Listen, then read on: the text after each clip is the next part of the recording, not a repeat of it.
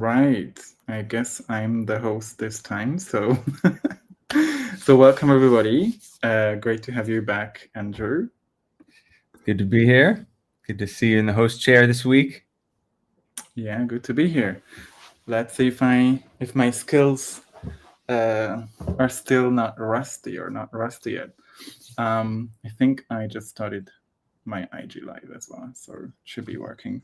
Awesome. So, uh, we came up with this interesting topic because I hear this all the time, and I know because I was in these shoes.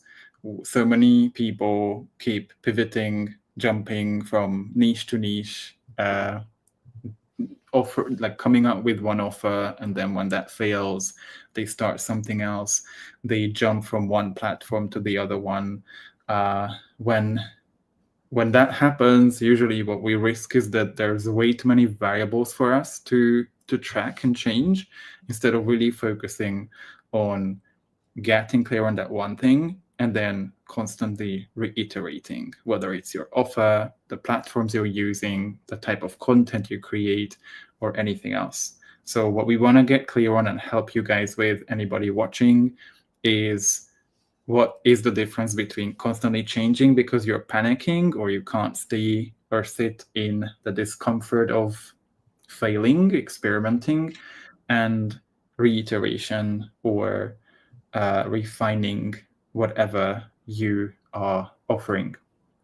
Um, yeah, Andrew, if you can talk a bit about what you've seen potentially with clients, people you've seen in the space, why is that happening? Yeah, I have seen it in the space. I've seen it in my own life. I think a common thing is we work on something and there's sort of that honeymoon phase where we're excited about it. It's all potential, and that starts to wear off, and we kind of go into what they call the valley, where you have to sort of get through the tough time where you're not getting that positive reinforcement that you were seeking, and get through it to, I guess, typically the way you get through it is by returning to that mission of what's driving you. But a lot of people, I think, if their mission isn't strong, they can sometimes get down. They were outcome dependent. They were kind of doing it for the reward. And when they hit that valley, they start to doubt that they're actually going to get to where they want to be, and they give up. And a lot of times they'll just come up with some new idea or something else to start, and they go through the same cycle again of that honeymoon phase. Right. You know, So basically keep reinventing the wheel and then never really finishing it, right? Or ending up having it. Yeah. I think it's like that Dunning-Kruger effect. I'm sure everybody knows the graph, right? That starts with the what we call unconscious incompetence. When we start out as beginners, we have no idea what we are doing. Most of, even like at any stage, we don't have a lot of ideas of what we're doing. But at the beginning, we're really just, it feels like we're drinking from a fire hose. And then when, even though I think, well, I'm not sure, but I think more and more entrepreneurs keep spreading the word that entrepreneurship is not for everyone and that it's hard, and prepare yourself that it's gonna stretch you in all kinds of ways. But so many times when people hit that first or second point when they really fall flat on their face and they get that slap from reality, which is what everybody's going through at some stage, they look at it as a sign of their incompetence, their sign of inability, and then they think, okay, so how can I still feel like I'm winning?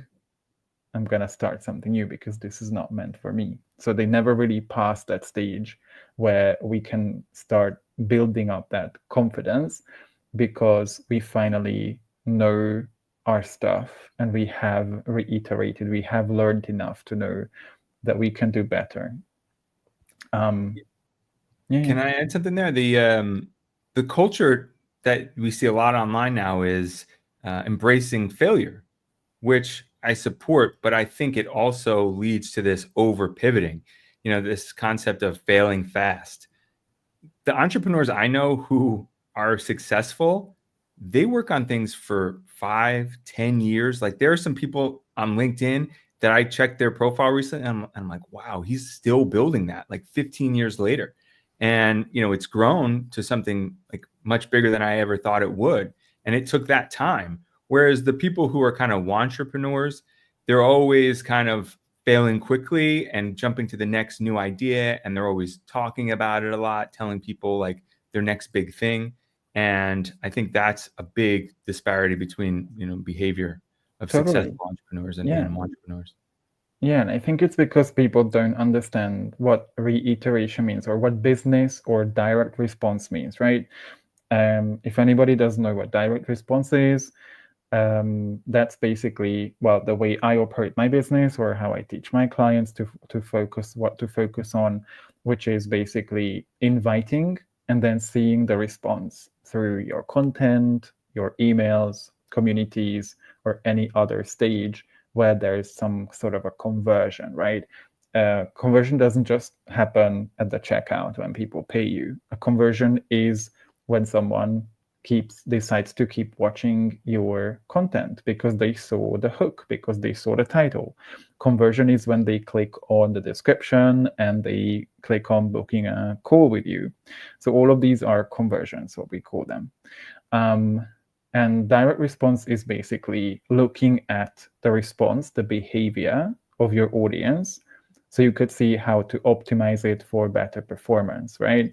So imagine you have one offer out there and you get some sort of, there's maybe a launch phase or there's an email sequence that goes out. And, if you're not changing anything, it's just going to be bringing the same type of numbers.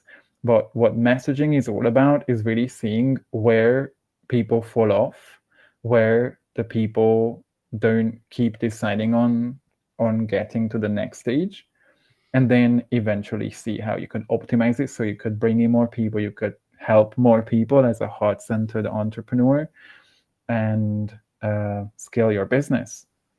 And the more we see, the more we find where is the bottleneck, the more or the better we can refine it and see how we could improve it for better performance, for better conversion, which is, again, if somebody's new as an entrepreneur, this might be something new. If you have been in entrepreneurship for a while and you're not doing it, I would, reconsider or rethink how I'm running my business. But yeah, I think it's important to start focusing on the audience's response. Why is that so important? Because people can tell you, even in a market research survey, what they want. And that happens so many times. People are sending out surveys to hundreds of people, thousands of people. People say what they want. And then when people launch, it's crickets. And they're like, what? I created the exact same offer as people told me that they want, but they don't want it. And it's because people don't understand that when people say what they want, that's their conscious mind thinking.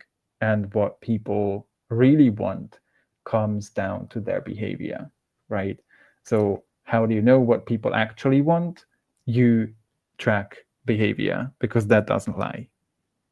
Yeah, I agree. I'm going to say hi to Sandra. She said she's in the Hey, audience here.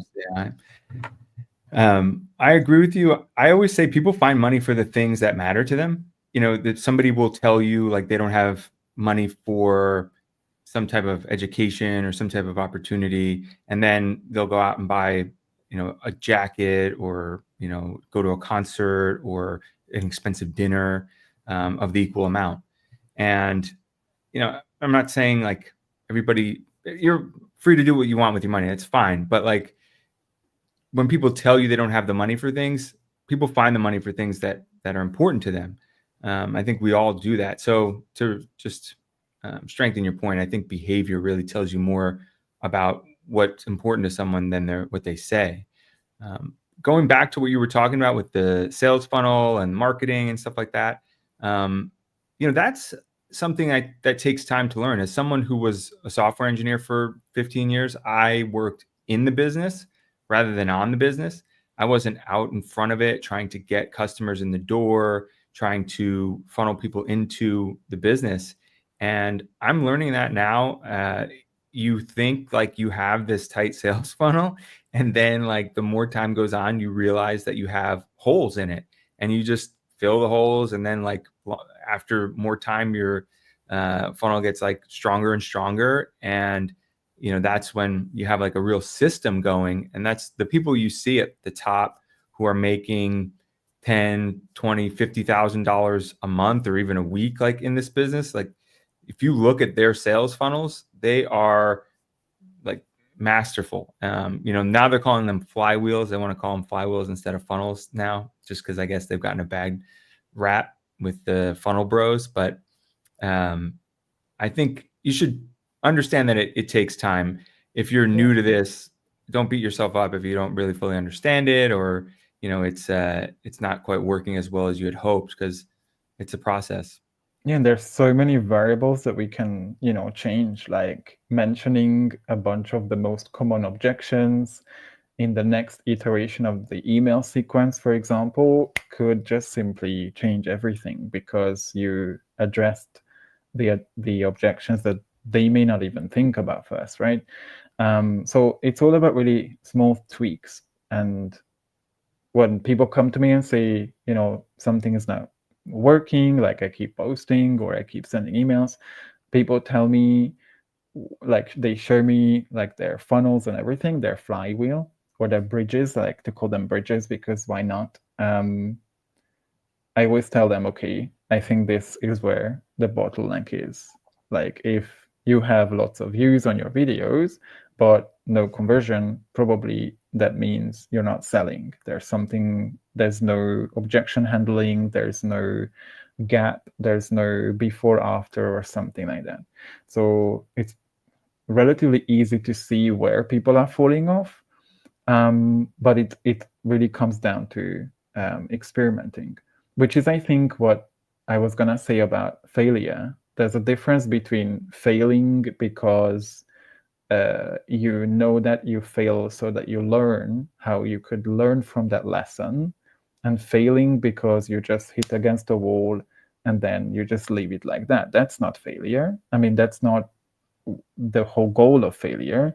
Failure is supposed to be about experimentation. Say, okay, this was not what I wanted. This was just an outcome that was undesired. How can I make it desired?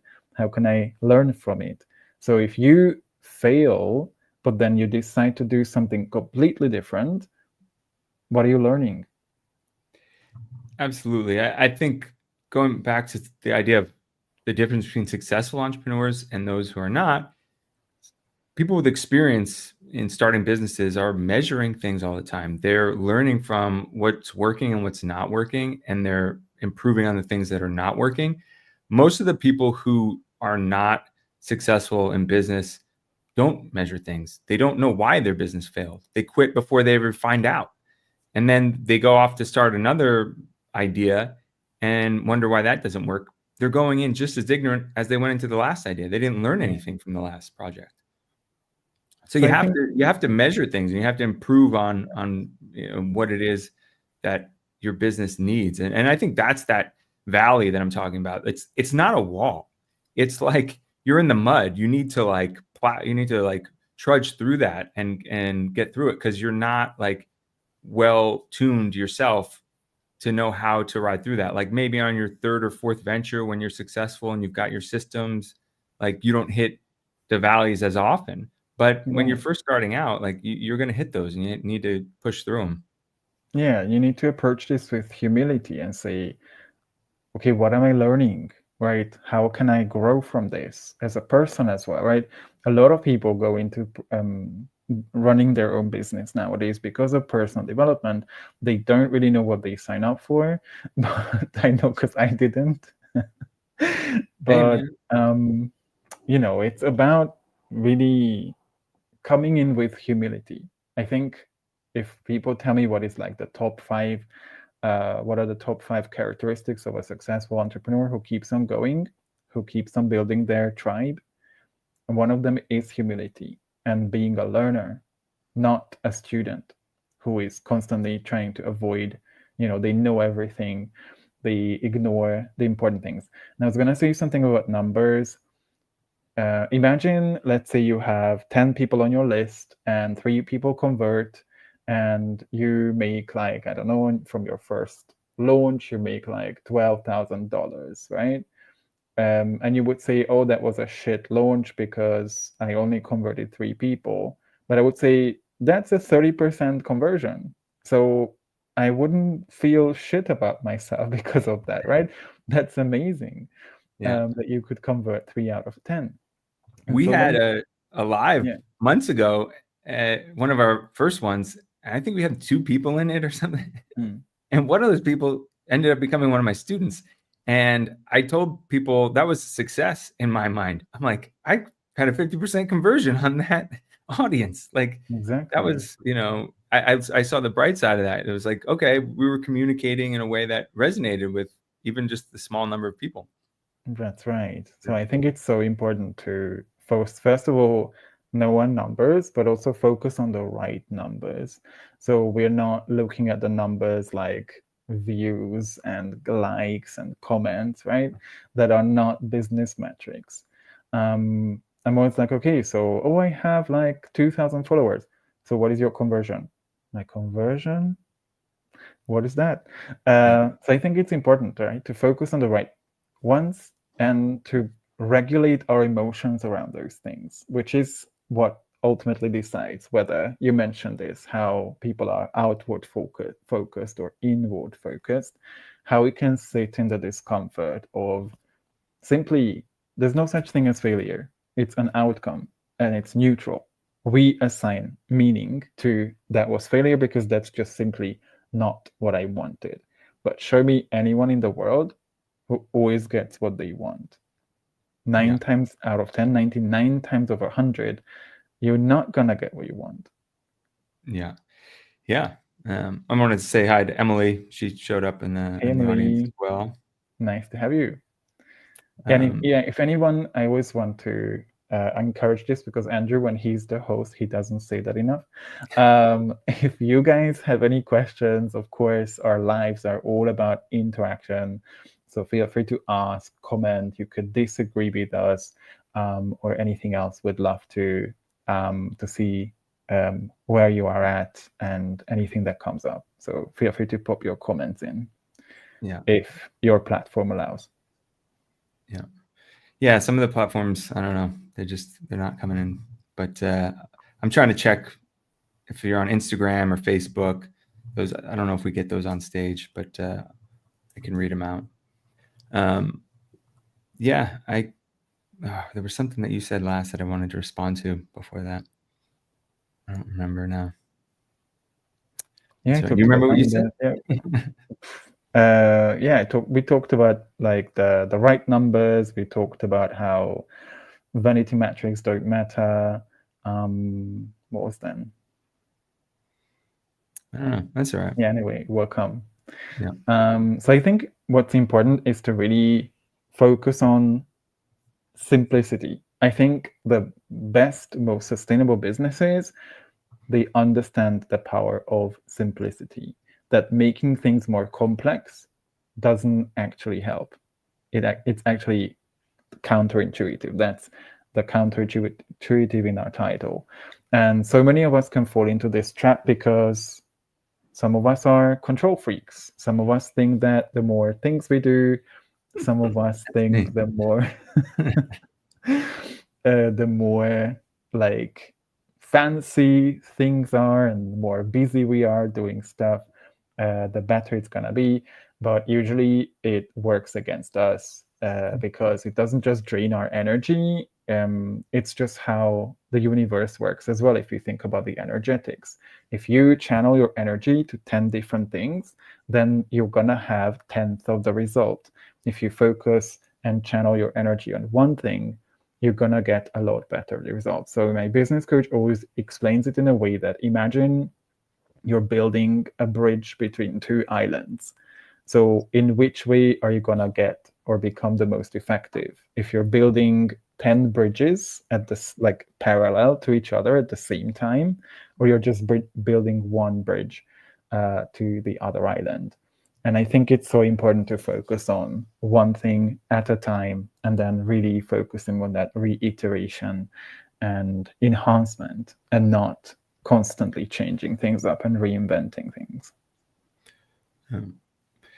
Yeah, I'm going to say hi to Will here. I don't know. You saw Hey, Will. It's definitely like a fine line that what you're talking about, because I know for myself, a lot of creators will tell you, or a lot of coaches will tell you, focus on one platform. And I thought I was going to do that, but I'm not doing that. I'm on like all these different platforms. Some I'm more focused on than others, but you know, I like experimenting, trying things out, seeing if my message resonates with an audience on this platform more than another, if I like creating content for that platform, because everyone has their own different style that works. And you know, maybe I'll get more focused over time, but I'm not really following that advice personally. I just wanted to point that out in that respect, at least. So I don't know, maybe it's sometimes you want to experiment and see what's like working for you. I would hate to be someone who like thinks, oh, LinkedIn's my platform or YouTube's my platform, work on that for like 3 years and then like try a different platform 3 years later and it clicks. And I'm like, and then think to myself, whoa, I was on the wrong platform for the last 3 years. Yeah.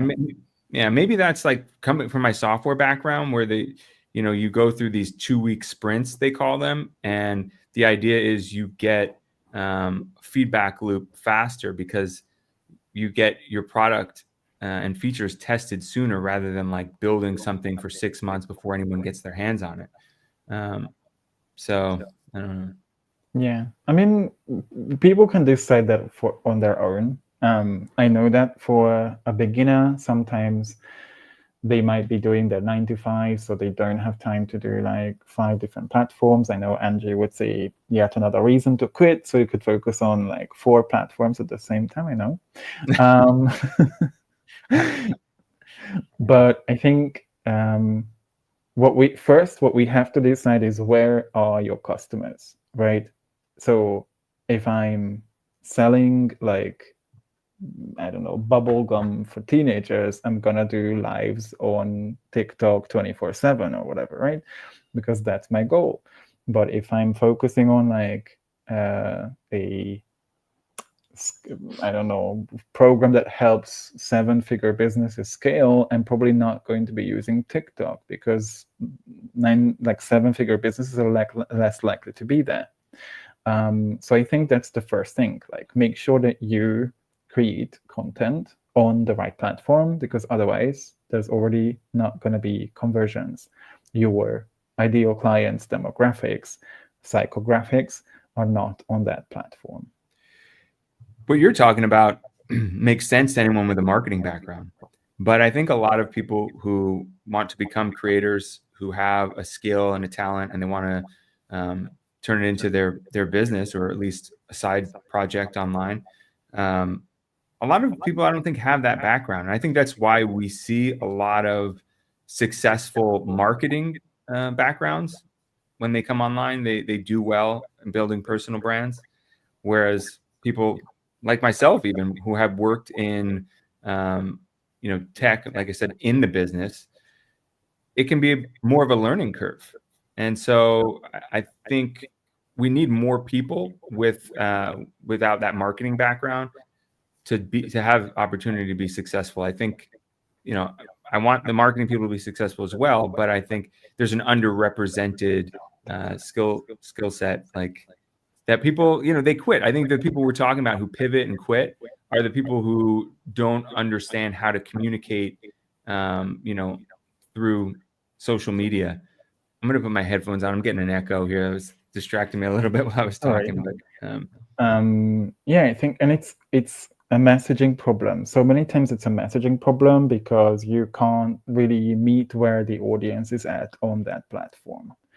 And it's something, we don't necessarily think about automatically, especially when we are starting out a business. Like thinking of X, for example, right? Like I think both of us met amazing people there. We found clients there, we found students, we built our business of X, but then we also realized that the majority of X, where there's a certain demographics that just isn't the right fit for our business. So we are actually better off looking at and building relationships and providing value on other platforms as well. Yeah. Maybe we should talk about some things that will help people avoid kind of slipping into that trap, like designing like a timeline, setting dates and goals. I don't know why I'm hearing, even with the headphones on, I'm hearing my own voice when I'm talking, but Oh, I'll I just don't know have, if it's mine because I'm. yeah, you have headphones on, so I'm Yeah. not hearing it from your speaker. So I don't know. But yeah, maybe I think a lot of people don't set timelines for themselves, right? They don't have this goal where they need to hit it by a certain point. They just kind of go about it like, oh, maybe it'll work someday. And I think if you set like a timeline and say, okay, if I don't make $1,000 a month by, the end of the year, like maybe I'll pivot into something else. Maybe I'll reevaluate and decide if this is working or not. Right. And you could set like modest goals and set a timeline for yourself when you'll reevaluate, because I think when you do something like that, you end up sticking with what you're working on. And you kind of, when you hit that lull, that trough or valley, you've already committed to a further deadline. So you move through it. Yeah, absolutely. Will says he hears the echo as well. I can't hear the echo, so I don't know. You're hearing my voice. He's hearing my voice, and then the echo from me again, huh? Weird. It's getting worse. I can't hear it. I'm going to change my mic. Maybe it's my microphone. Yeah, we had some issues with Andrew's mic in the beginning, so that could be the thing. Yeah, I think so. Giving yourself a deadline is definitely useful, and I think that's what ultimately helps you operate from integrity, which to me is like the number one characteristics if we talk about characteristics of entrepreneurs. Because if you say, no matter what, at the end of July, I'm launching, I'm opening doors, I'm doing this, doing that, and then see what that gets me to, that's what actually gonna give you the numbers of what works and what doesn't. So you're actually in that learner mode who says, I'm willing to take courage and launch and do that thing and then see how that works. If we constantly keep pushing that day, or we don't commit to a certain one, we might end up not knowing what works or what doesn't because we constantly keep pushing the date. And I think that's an important one to really focus on. Like I like to recommend my students have 90-day projects. And then we work through projects for Q1, Q2, Q3, Q4, and then see what works, what we could reiterate, what we could enhance. But yeah, setting a deadline is important. Yeah. Another one that I think is good is having an accountability partner. So like having somebody either in like a creator group or an entrepreneur circle who you have kind of hold you accountable to the things you say you're going to do. I think that's also forces us to stick with what we set our goals. That's right. Sandra saying she's going nuts with the echo. I don't know what to do here. Maybe I leave and rejoin or something. Is there a way for? I don't know if that's gonna be. I'm gonna leave the stage and then I'll come back. I don't know. I'll try that. Yeah. So in the meantime, then, yeah, I'm gonna make sure that our people are being served. I think. Okay, still hear it by faint, but I'm not echoing, right? I came back and we still getting like that. See. Yeah, anyway, our audience is going to tell us. Thank you guys, by the way, Sandra, for the feedback. Because imagine we do the whole thing without any feedback here. No to what? As in no more no more echo? Will said no. Yeah. So yeah, it's really about looking at things like how is your content, right? Okay, so Will says no, as in I'm not echoing. Yeah, looking at one thing, for example, to see is things like cost per lead, right? Which is what I love always measuring, and this is something that my business mentor always taught us to measure, which is like your overall revenue from a launch, from a period of open cart, and that's divided by the number of people who signed up for that launch, not the audience. And that's always a very good indicator of what worked, and then see how you could bring it up. Obviously, the more you earn per lead, the better the launch was. So I think that's always a powerful one. If someone is already like launching to hundreds of people, they have a bigger audience that they could measure it to. That's going to be a super powerful metric that you can keep tracking and see how that evolves over time, over the years as well. The cost or the value per customer? It's not cost per lead. Earning per lead, not cost per lead. So earnings per lead, as in you would have the overall income, the revenue, and that you divide it by the number of people who signed up for that launch, who were in that funnel for that period. And then that always gives you a great indicator of how much you earned per person, right, from that launch, and then improve it. Right. Yeah. Again, that's, I think, what a lot of entrepreneurs look at, numbers. And I think when you're creative or you're someone with a skill and a talent trying to start a business, then you don't necessarily understand that you have to focus on those things. Those aren't the things that you've been doing throughout your career. Those aren't necessarily things that are of most interest to you. I read a book years ago, called The E-Myth Revisited. It was by, I believe, Daniel Gerber, I think is his name. Let me just make sure. I know that book, yeah. Let me just make sure. I tell people. And it kind of talked about the different roles in a business. And you've got like the entrepreneur, who's the visionary, who sees where the business is headed. Obviously not where it is today, but what it could be. And then you've got the mechanic, the person who works like in the business, doing the tasks, kind of has his hands on the metal. And you've got the manager, who kind of makes sure that the mechanics are organized and doing what they need to do in order to reach the goals that they're trying to achieve. And when you're having your own business, especially a solo entrepreneur business, you need to wear all of those hats. And I think if you neglect any one of them, you're not going to succeed. So when you come into this, you need to learn how to level up those skills. And it's, again, a steep learning. Play around with those hats. Yeah. And I think this is where I'm pretty big on the importance of creativity, and how, yes, AI can always help us, but ultimately your biggest asset as an entrepreneur is what's here, right? What's between your two ears, and the ideas that you can come up with.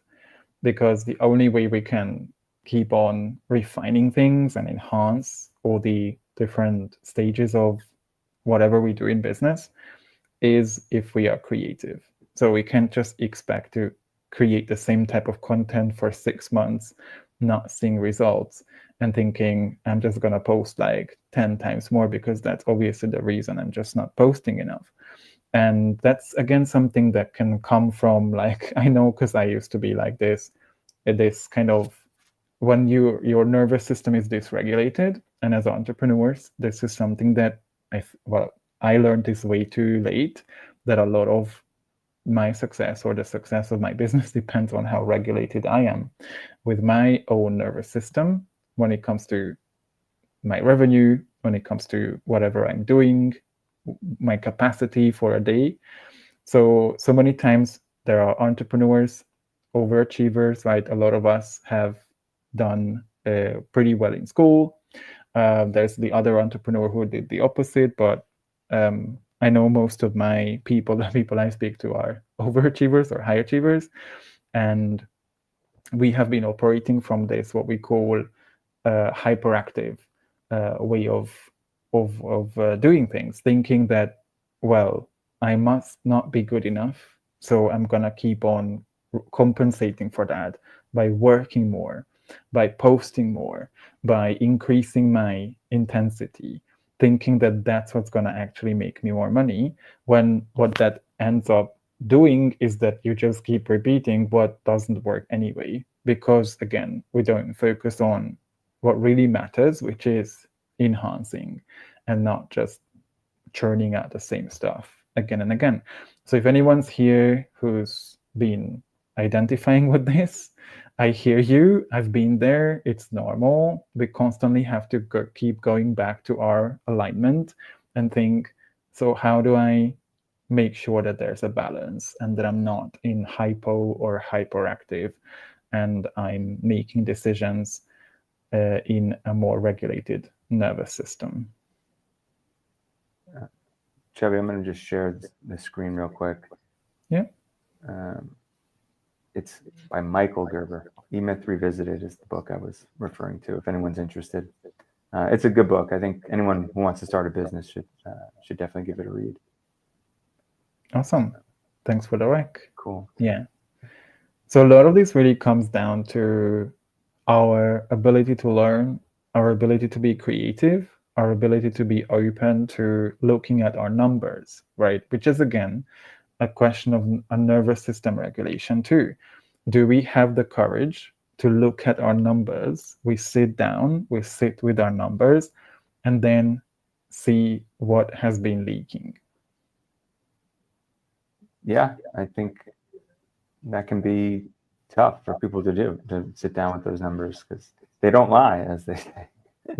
Even for, it doesn't even have to be entrepreneurs. Like, how often or how do you feel about looking at your bank account and how much money is there on it, right? But money is made up. It's a societal construct, but we attach so much emotion to how much we have, and then make everything depend on how much we have on that account. When who says you can't be happy and feel safe when you only have a few bucks on your bank account, right? I mean, practically you could, because you could close your eyes and just visualize being happy and being safe. And that's ultimately what we want to train ourselves to do.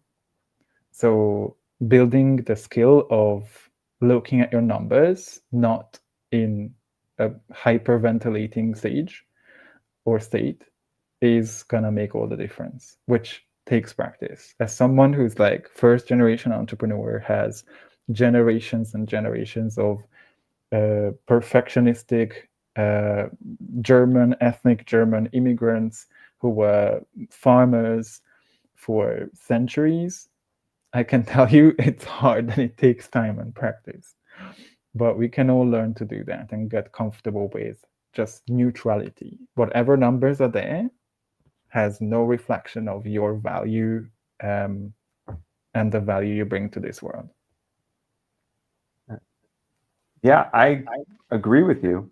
I definitely agree with you. I think that most people get into this, though, because they want to have more financial freedom. So, but financial freedom is already an oxymoron.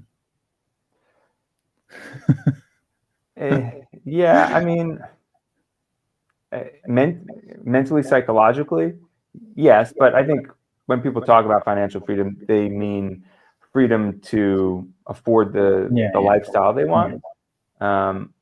If you're a prisoner of financial, shortage or scarcity, no matter how much you have. I mean, there are people who are millionaires who still don't feel secure. There are billionaires even probably. So I get what you're saying. I've had to think about this with my own offer and, what it is I'm trying to do, because I got into this to help people empower themselves and to learn how to start their own businesses so they could live the lifestyle they wanted. And I'm also finding myself sorry, this echo is driving me nuts. One of the things that I've had to adjust is not trying to tell people what they should want, not to tell people how their beliefs or their values are wrong. If they want more money, like, that's their prerogative. Like, I can't tell them, oh, you shouldn't want more money. You should want to be, happier and live free of the constraints of money. Like, Yeah, but I'm glad you bring up, because so many people who come into this space, they say, yes, I'm going to give people what they need, and here's what you need. That's not what you want. And then don't get why their business isn't working. So I think it's an important point that you're making, by the way. Yeah. Thanks. Me too. Yeah, no, it's just, I don't know. I just building a whole business trying to force people to want something else than what they naturally want, that they subconsciously want, is a hell of a lot of energy that you are wasting. Yeah, and it goes back to what you were saying at the beginning, right? People's behavior.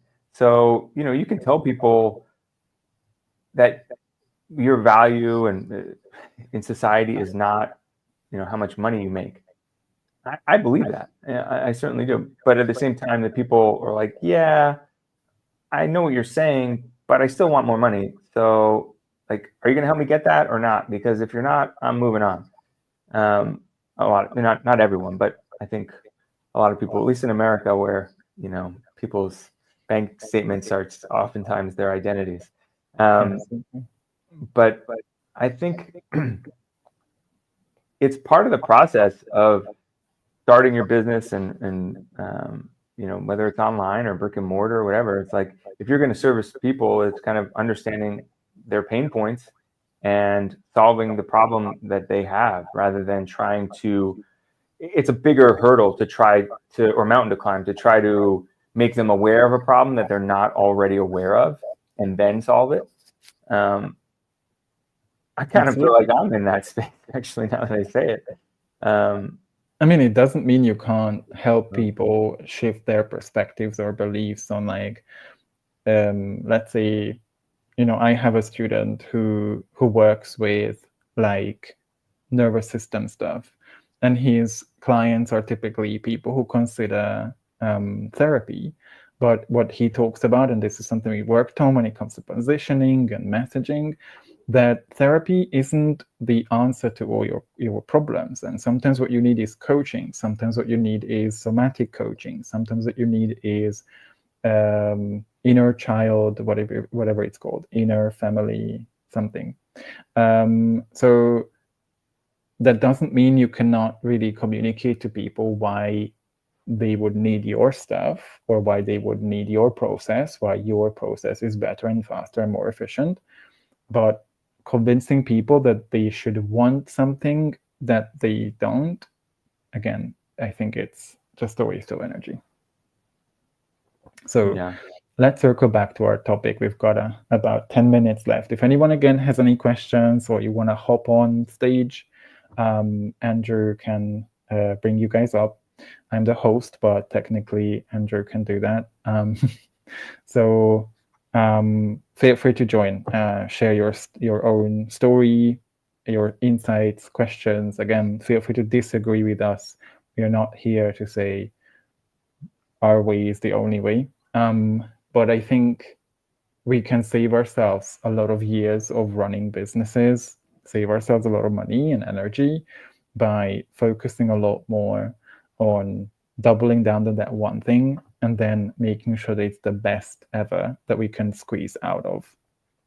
And that can do all kinds of things, Something that I wanted to talk about is, for example, your offer is not your product, right? And so many I don't have the echo, so you deserve a medal ignoring the echo. Yeah, I appreciate that. It seems like every week we have one technical difficulty or another. It's like it's never the same one. It's a different technical difficulty every week. And I know it's not just us. I think it's live streaming in general, but it's just. But yeah, we're focusing on enhancement. So probably next week, I'm sure Andrew will make sure that his audio is okay. Yeah. So your offer isn't your product. That means you can still keep your offer, but then put it in, put a different product in that offer as well, which many people confuse. Like they don't understand the difference between what your offer is, what their messaging is, and what their product is. And so many times they get confused. But you can keep the offer itself and tweak the product, or you can tweak the offer but keep the product itself. And so many of these things really come down to looking at what people resonate more with, seeing if that segment of the offer, that component of the offer is something you want to keep, or does it make it more irresistible or less irresistible? So maybe Andrew, you want to share some personal stories on a tweak you might have made, some kind of changes you have applied over the last, like you've been doing it for like over a year now, right? Yeah, just over a year. I mean, I started creating content about a year ago, but I didn't put out like my first offer until I think it was like October, November last year. So yeah, it's been about 6 months of like having a course and having an offer out there. I think, one of the tweaks that has been important for me has been sharing my story. I think people can get information from a lot of places. You can tell people what to do in certain steps. You get these listicles and things like that you see on a lot of company websites and things. But when you're a personal brand, sharing your own experience, giving the lesson in a story in your own experience, I think is a lot more powerful. Anytime I get a strong response from my audience, it's through sharing a personal story. So that was a tweak for me, and I started to make that shift. Just to give more of an anecdote here, like I started to make that shift, particularly on my newsletter about like 6 weeks ago, and yeah, I've just had a much bigger response on my newsletter since doing that. Awesome. Finally, coming out of your shell and telling people who you are. Yeah, I think it's something that we might forget about, what really truly sets us apart, right? And so much of that is the stories. So much of that is overcoming our fear of being seen, our fear of being in the public eye, so to speak. But I always say, if you truly want to build a tribe of like-minded, like-hearted people, then what you're doing is a disservice to those people by focusing on the 99% who wouldn't resonate, who would find any reason to judge you, to criticize, to use your story against you, when they don't matter. So we get to make a choice. When we show up, when we choose not to show up, that means a segment of the audience out there is not being served with their problems, with whatever their aspirations are, just because we focus so much on the people that we would judge us when, yeah, they're irrelevant. Yeah. Going back to the topic at hand, the title of today's talk, and to give another story and answer your question further, I wouldn't say I pivoted necessarily.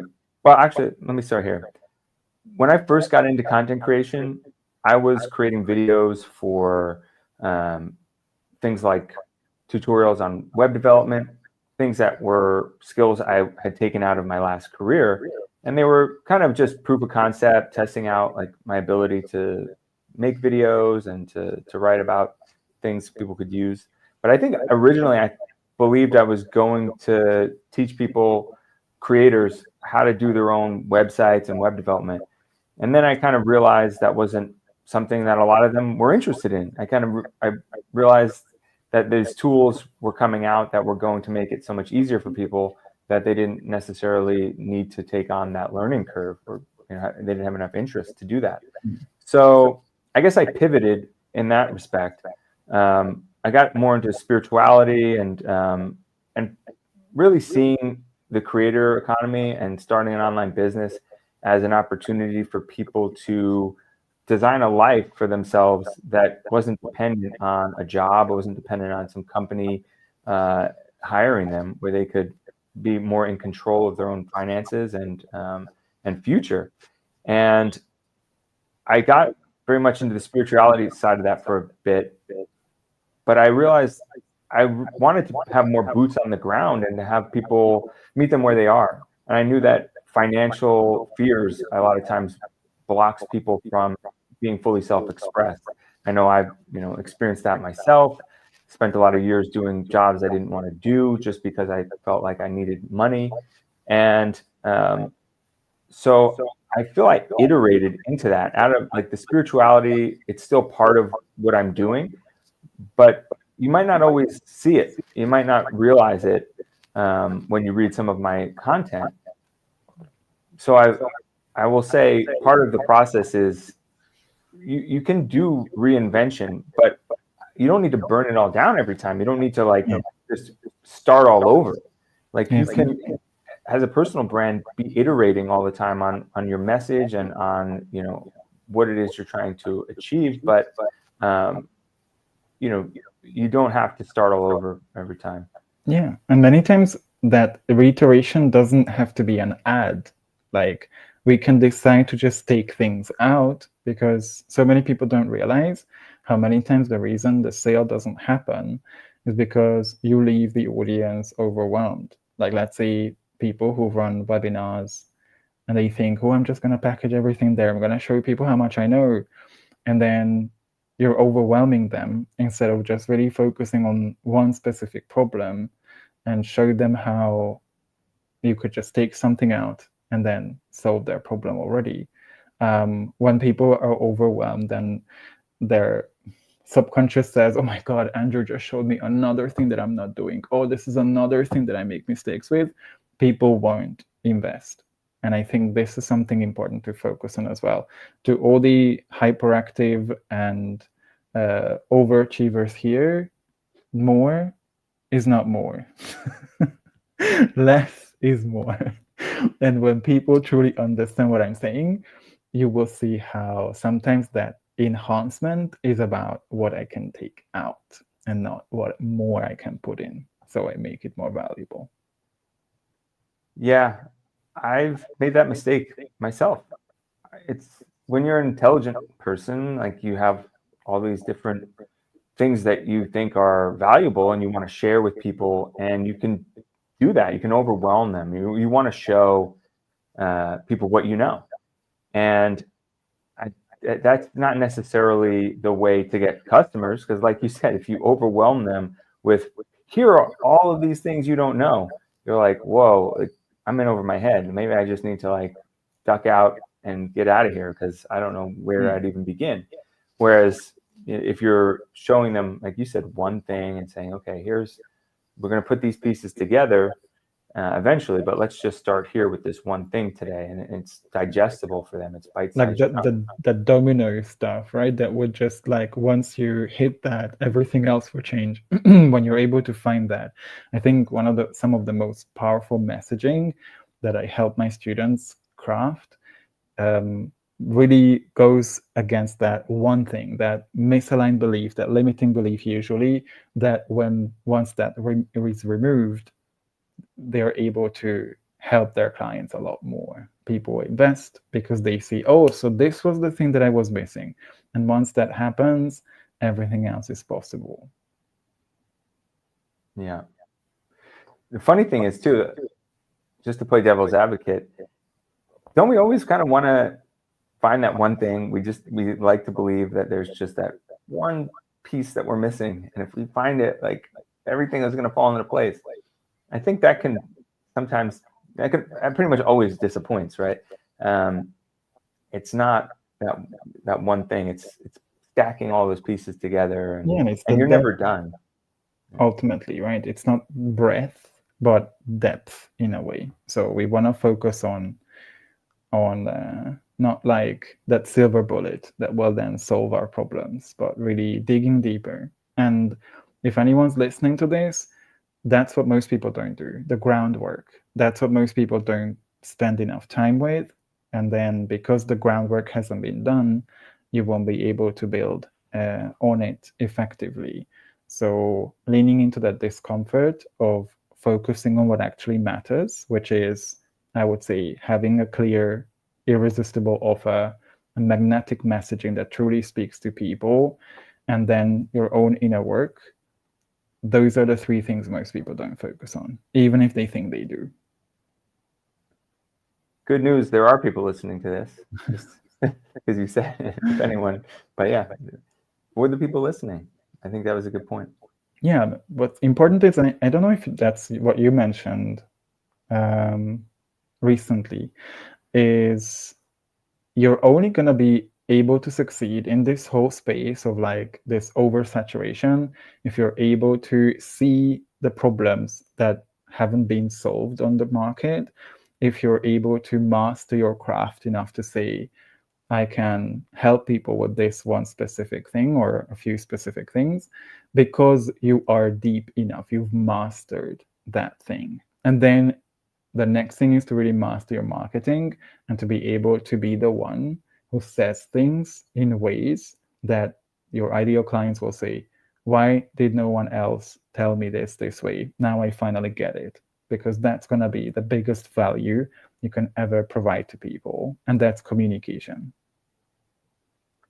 Yeah, communication. That's the one thing that I've really had to learn in starting my own business. And not that I didn't know something about it, but like there's a lot to learn if you're trying to communicate on a platform as big as the internet and as big as these social media platforms where there's a lot of one of the first slaps we get is that, oh, I thought just because I have a platform, I am an authority.